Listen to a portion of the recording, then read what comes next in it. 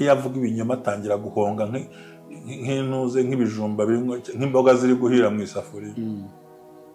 Kabiri iyo arangije kuvuga wowe ugiye kuvuga urabanza ukubika amaso leta umuburiramo amaso iyo umurebye gutya ahita yubika umutwe akareba ku ruhande bagatemura arimo arancarenginga impambe kuko gerageza gutega amatwi 95%. Umwumve neza uvuge 5 gusa arinyuraguramo yinyuraguremo agiye mbwita ariko niba numvise neza habyivuze gutya kugira ngo mve ko yavuze atabishaka ati ntiyabivuze burya umve ko abisubiramo se burya niko akasubiramo unibwo wumva neza uwariwe kuko hari ibyo yisubiramo rero buriya hari umuntu ajya kukubwira inkuru cyangwa kuganiriza ntutega amatwi tutuze cyagira ijambo ari gucika uraza gusanga uwo ari we mu mvugo ye. Yego ni bangahe batega amatwi 95%? Abaguca mu ijambo kuko ndabikubwira mu magambo abiri. Bundi akano abantu bashinzwe iperereza batazaza kumbaza ariko ubundi hari ibimenyetso byerekana ko umuntu akubeshya n'ibindi byerekana ko ibyo avuga atayifitiye icyizere atabihagazeho cyangwa n'ibindi akubwira ukabona ko arimo akubeshya umuntu akubwira azunguza amatako gutya rimwe na rimwe n'ibintu aba yihigamo. Naho umuntu ukubwira abyinisha ikirenge yicaye aba yagusuzuguye gutya. Noneho umuntu ubwira ukabona akayarimo yigira gutya muri make ibyo avuga ntabwo ari shuri amara kubeshya nakubwira n'ibindi byinshi buriya kandi biza involontaire ntabwo aba bizi wewe niwe ubizi ko wacetse ubireba nyine. Noneho ahangaha ibikorwa wikwitanga aragukundira gushaka ni ibikorwa arimo akora. Icya gatatu si byiza kumwiruka inyuma ahubwo menya amakuru y'inshuti ze mbwira uwo mugendana mbwira uwo uriwe niba ugendana n'abashurashuzi uri we niba ugendana n'abasinzi nta mpamvu yo kutindaho numbwira itsinda ry'abagore bazimura ngo namenye ko ijambo ndi bukubwire ejo nzariteruza amaboko abiri agacuhindira ngo iyo umenye neza inshuti ze ngo mbwira uwo mugendana ngo mbwira uwo uriwe yego kuko burya umuntu udashobora kugendana buriya bitewe na reputation bafite inyoni zihuje amababa ziguruka ntabwo bishoboka ntabwo waba uzi kuri umuntu utakuninga zo kugushyiramo rero iyo ugize imana ukamenya neza abo bahorana bagendana yiyumvamo ushobora gutera ko se kanaka kuki mugendana kandi mbona agira imico mibi no kubera iki we musabuje kunandukanya n'abantu nta n'umwumvise yego. Icya kane cyo kwitondera ukavumbura uno muntu ujye ureba ibyo akorera abandi n'ibyo abavuga oya ujye ureba iyo yarakaye ibyo avuga yarakaye ushobora no kuvuga ijambo ukanamurakaza ariko kugira ngo urebe uko yitwa abana umuntu yaguprovoka ariko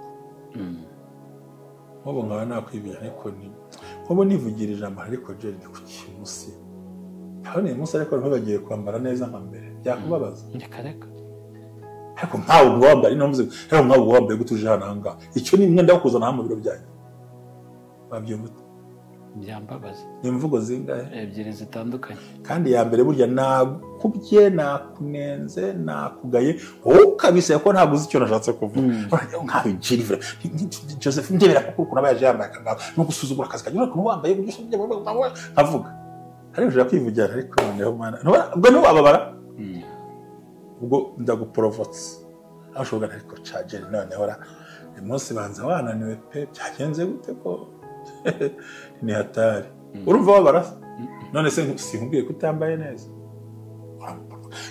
rasubura n'ubundi ni wowe sogira akazi wenyine akavuga ukavuga gute ukitoriza tiwa muntu yarakaye burya n'uyu nawo ngo sinkuvumbuye navuze cyane cyangwa umuntu akubwiye nabi kuri telefone asakuza ngo urimo uranyemeza.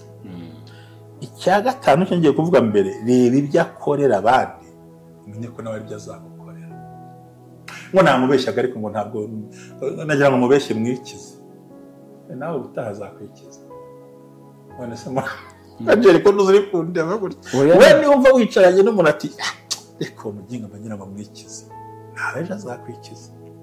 Ubumwe bw'Abera Ministries, amavuta akandagira amateka, ubuzima bugahinduka. Mu iyerekwa ry'umushumba Reverend Ntambabazi Jean Baptiste ubwo yasengaga Imana yamuhishuriye abantu benshi batsikamiwe n'amateka mabi. Imana yamubwira ngo genda ubasuke amavuta ubuzima buhinduke nabo bahindura ubw'abandi. Ubumwe bw'Abera Ministries ntabwo ari idini, nta nubwo ari n'itorero, ni umuryango wakira buri muntu wese akabohoka. Buri muntu wese mu itorero abohejejwe muri byo. Ubumwe bw'Abera Ministries, amavuta akandagira amateka, ubuzima bugahinduka. Gusuje nyemerere nkwikaze we ukurikiye Ubumwe bw'Abera Ministries, amavuta akandagira amateka, ubuzima bugahinduka. Wowe ufunguye iyi video ndakwifuriza ko nawe ubuzima bwahinduka, ibitari byiza bikaba byiza, ibyari byiza n'ubundi bigakomeza biba byiza kurushaho, uva mu bwiza ujya mu bundi. Amazina yanjye nitwa Jerry, nkomeje kukubwira ngo amahoro y'Umwami wacu Yesu Kristo niyo nkwifurije, nanjye nifuriza abatameze neza, bafite ibihe bitabamereye neza, abarwaje, reka tubihanganishe, tubabwire ngo Imana irabakunda, bayigirire icyizere, ejo ni heza. Turagarutse n'ubundi mu kiganiro cyacu, ntabwo ndi jyenyine nk'uko bisanzwe mubimenyereye cyane, ndi kumwe na Reverend Ntambabazi. Yesu ashimwe. Waramutse Pastor? Amahoro y'Imana nabane nawe kuri uyu munsi wo kuwa mbere. Nagira ngo nongere mvuge ngo dutangiye icyumweru gisanzwe, ariko icyacu nicyo kuwa kabiri, birumvikana ko gera kuwa kabiri cy'ikiganiro, ariko uyu wa mbere ni uw'amahoro, ni uw'umunezero n'ibyishimo. Ari munsi ariko noneho ndifuza kwivugira ibintu bitandukanye n'ibindi. Hari icyo bitwaye se? Ngiye kubwira uburyo butanu uzavumbura umuntu atabizi. Uburyo butanu? Ni umunani ahubwo. Uburyo munani wakoresha ushaka kuvumbura umuntu no kumenya umuntu uwo ari we neza kandi bucece, utiriwe ujya kubaririza. Ubundi burya amakuru yizewe uyakura kuri nyirayo. Hari abagenda ngo runaka babariza. Burya amakuru meza uyakura kuri nyirayo. Si ngiye kubaganiriza? Nibyo ugiye kutuganiriza. Ubundi biranga mugiye mpamvu bavuga bino bintu bajye banankurikira. Ibi byose ni ibintu bibangamira iyerekwa n'inzozi zawe. Byose twagiye tuvuga birimo ibintu bishobora gutuma udashobora gutera imbere, udashobora kugira. Ntabwo tuvuga gutera imbere si ukugira amafaranga, no kugira ubuzima bwiza no kubaho utekanye.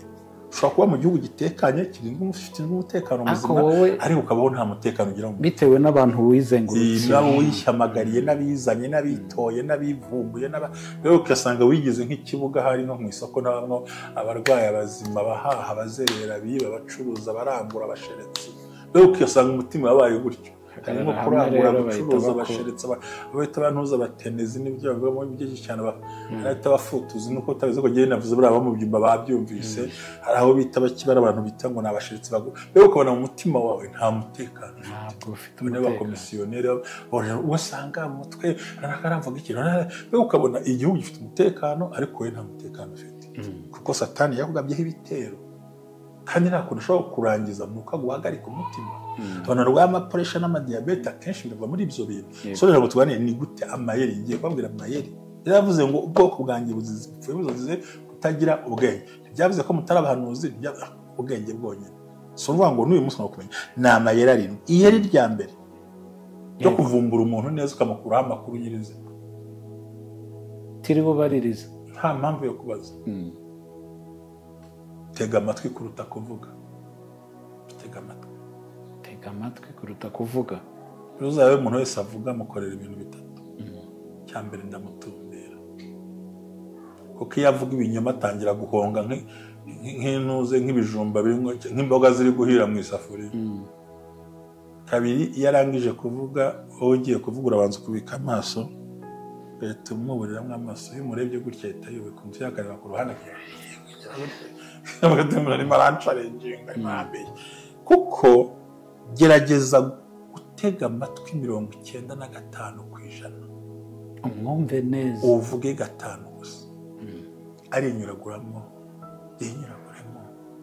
agira ngo ariko niba numvise neza haryo uvuze gutya kugira ngo mve ko yavuze atabishaka ati ntiyabivuze burya numve ko abisubiramo se burya niko akasubiramo nibwo wumva neza uwo ari we kuko hari ibyo yisubiramo rero buriya hajya umujya kukubwira inkuru cyangwa kuganiriza ntutege amatwi cyo tuzi cyagira ijambo ari gucika uraza gusanga uwo ari we mu mvugo ye yego ibangaye batega amatwi 95% araguca mu ijambo ureka ntugace mu ijambo ushaka kumumenya uvuge gatanu konyine yego kirabitahuye ndabyumvise ikibazamo muri ibyo ubwo nyine icyo ndi kubaza mbariza n'abandi gutega amatwi mu gihe uri kuganira n'umuntu bifite irihe banga ni rya rindi nyine ibanga rya mbere mu magambo ye ntagire gucika agenda yitega imitego niba akubwira ati ndumva ndi sheri wawe ndumva nzagutwara ati nzaguha ikivu baba barakigira samba amakuru ati turabona nyine n'ubundi ko arimo kubyarya ukamureba ukamwumva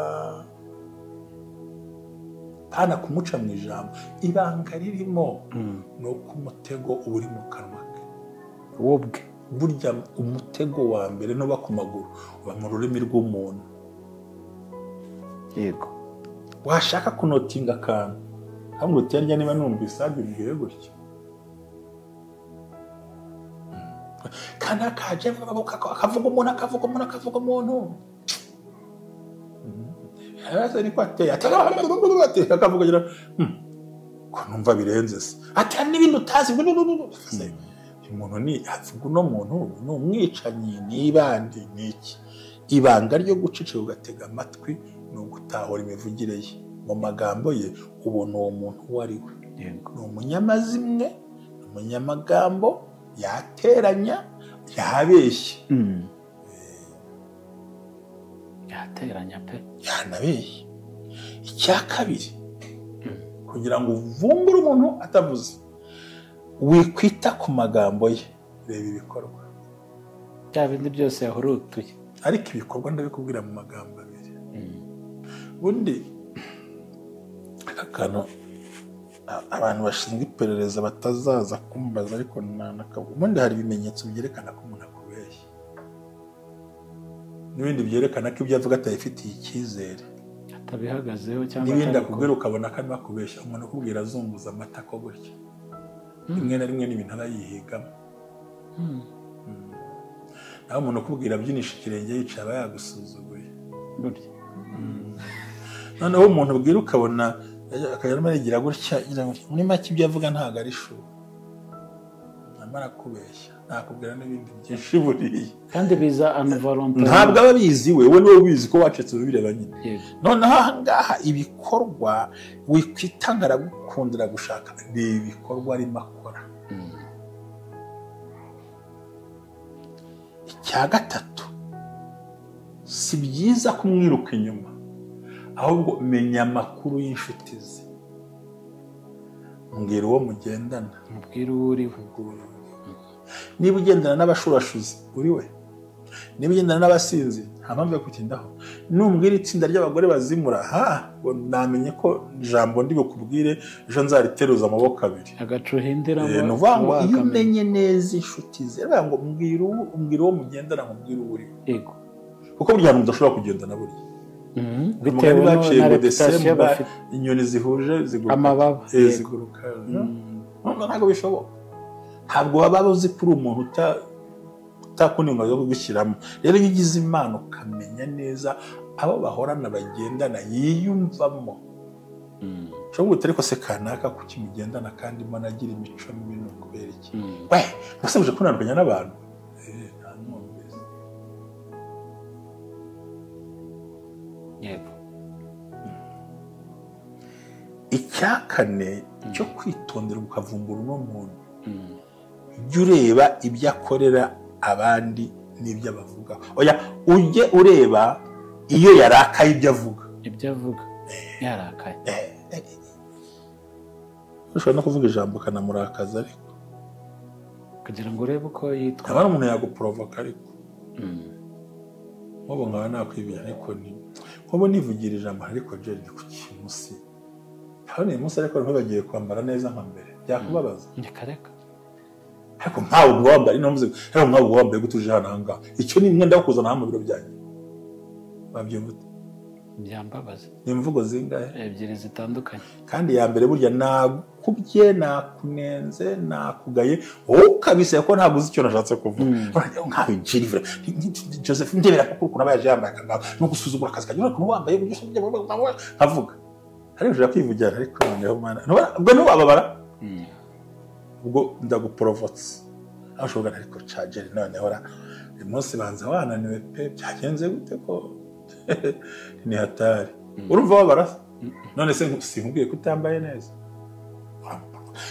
nasubura n'ubundi ni wowe sogira akazi wenyine akavuga ukavuga gute ukituriza ti wa muntu yarakaye burya n'uyu nawo ngo ubwo sinkuvumbuye navuze cyane cyangwa umuntu akubwiye nabi kuri telefone asakuza ngo urimo uranyemeza icya gatanu cyo ngiye kuvuga mbere reba ibyo akorera abandi umenye ko nawe ibyo azagukorera ngo namubeshyaga ariko ngo ntabwo nagira ngo mubeshye mwikize nawe ubutaha azakwikiza none se Jerry ko ntuzuri kundeba gutya we niwumva wicaranye n'umuntu ati reka uwo muginga bagira ngo mwikize nawe ejo azakwikiza cyane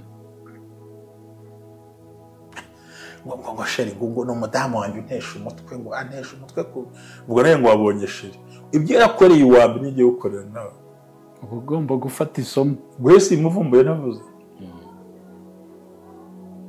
gerageza urebe ibyo akorera abandi uzasanga ibyo niba yakorera bibi nawe ntawe utandukaniye n'abandi uko abikorera abo ngabo nawe ejo yaraguharaye kandi agahararo ye gashize hanze aguha agafuni cyane ubundi agahararo gahabwa agahari agaharuswa gahabwa agafuni agahararo gahabwa agahari agahagurutse gahabwa agaharawe agaharawe gahabwa agahari agaharurutswe gahabwa agafuni iyo uharawe baguha igihari cyose ariko iyo uharawe bagukubita umweyo n'ifuni toka so ugomba kureba ibyo akorera abandi urwego abikoramo ubugome abikorana n'imvugo yakwigizeho mwiza nk'abati rata niwe inshuti isigaranye nigeze kuvuga ikiganiro mu kwezi kwa 9 ndavuga ngo niba umuntu yarananiwe kubana n'abandi bose wowe uzabishoboza cyuya mu bandi wowe ufitiye speciality ufite ubuhe mwihariko byo kumva ko wahindura ibuye ukarihindura amazi ubundi icyo gisasu wishyiraho umuntu yirukanye umugore wa mbere yirukanye wa kabiri agize uwa gatatu wowe wa kane ugiye kubaka ngo ukosore iki kandi wabimenya byose hari ugiye atabizi so ni ukuvuga ngo ibyo akorera abandi haba kuri telefone mu mvugo no mu bikorwa n'iki nibyo nawe mu minsi mike ugomba kubona yego uwo muvumbuye atavuze rero yego icya gatandatu ujye mubaza utubazo tworoshye ariko turi sofani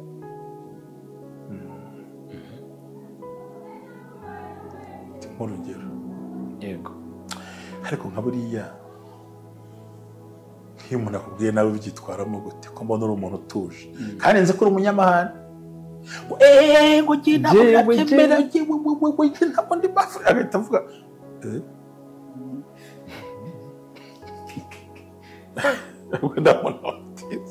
undi atari ko se ni utubazo turi sofani kandi duto cyane tugiye buriya rero mu buzima sinkunda umuntu ugira ibirenge bitahumura neza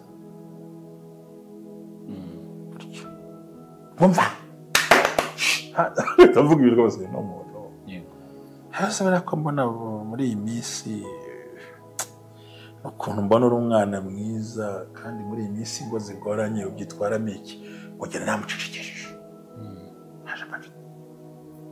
iwanjye no ubwo se uri iki cyangwa umugore ngo mva aravuga nkavuga akazamuka nkazamuka ubwo ni panda amanuka tumanuka azamuka tuzamuka urimva ntakubwiye uwo ari we uramubonye pe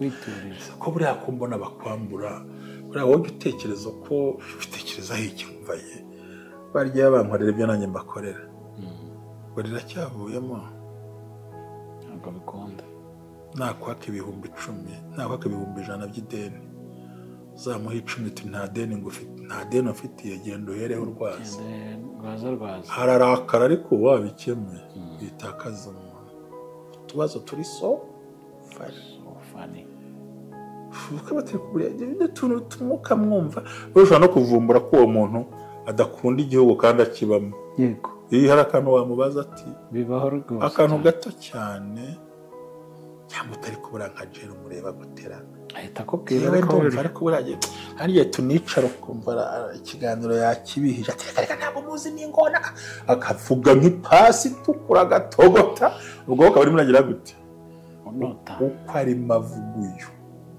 ejo niko azangenza cyanyuma cya 8 ni communication yawe nawe irimo ibintu bitatu igihe aguha uko aguca mu ijambo uvuga uko atava ku izima uko yifuza ko ibyo atekereza mu bikora ibitekerezo bye aba ari byo bidomina kereka afite amafaranga kandi ntabwo ijambo ryumvise igitekerezo cy'umukire kigira gute kirumvikana so nta kintu cyangwa ntabwo ijambo ryumvise kuri arashaka ibitekerezo bidomina kandi nta bushobozi bwanjye agize gute afite kuko ni mu byanga ntari bisapotinge wenyine ngo ndavuze ngo rwusenguriye ngo tugende oya wabitekereje ngo urasusugura ngo urumva nyine ngo banateguye wateguye umbwiye se yumva ko ubwo bushobozi afite ari bwo yagukontroleje kabura muvumbuye ko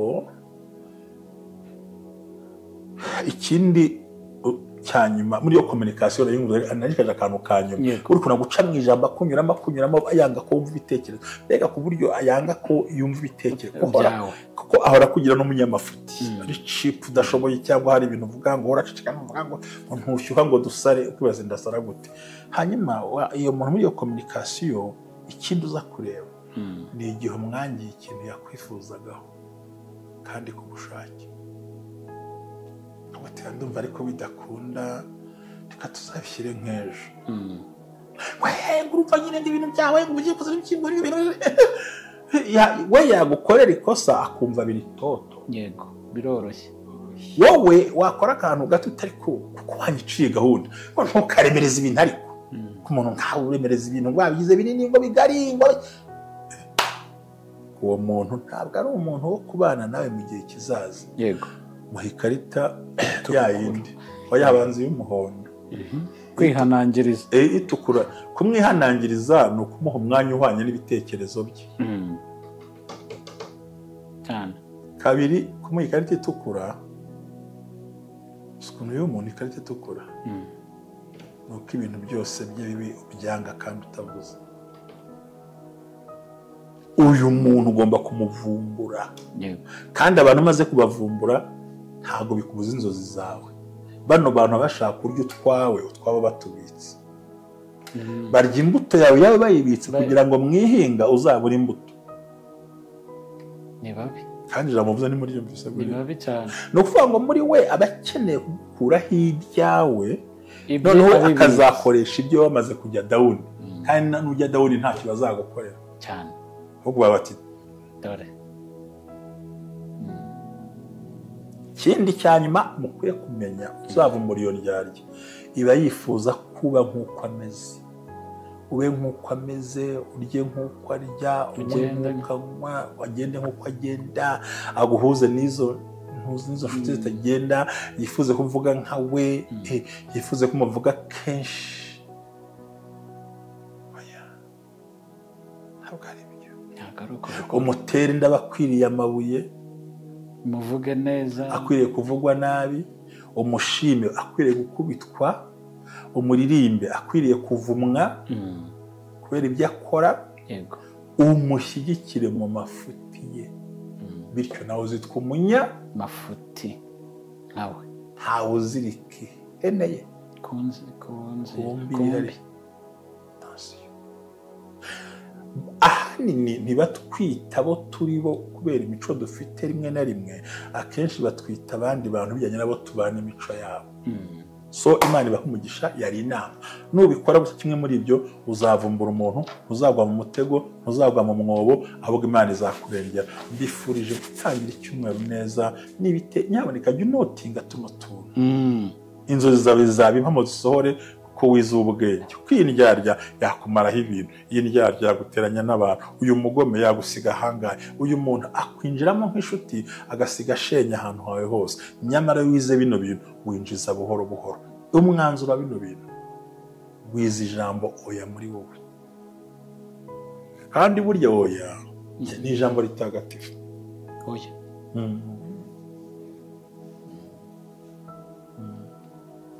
ni ijambo rikubuza kubeshya. Guriza amafaranga oya, ese uransura oya, nta bisobanuro byinshi wongera. kubera iki se ntabwo bikunze.